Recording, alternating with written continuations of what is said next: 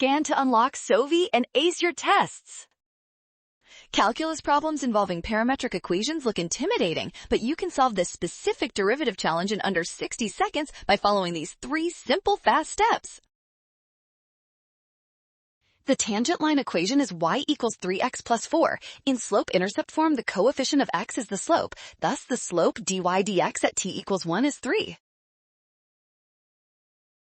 We are given x prime of t equals 12 sine of pi t over 2. Plugging in t equals 1, we get 12 times sine of pi over 2, which equals 12. The parametric slope formula is dy dx equals y prime over x prime. Substituting our known values, 3 equals y prime over 12. Multiplying both sides by 12 gives y prime 36.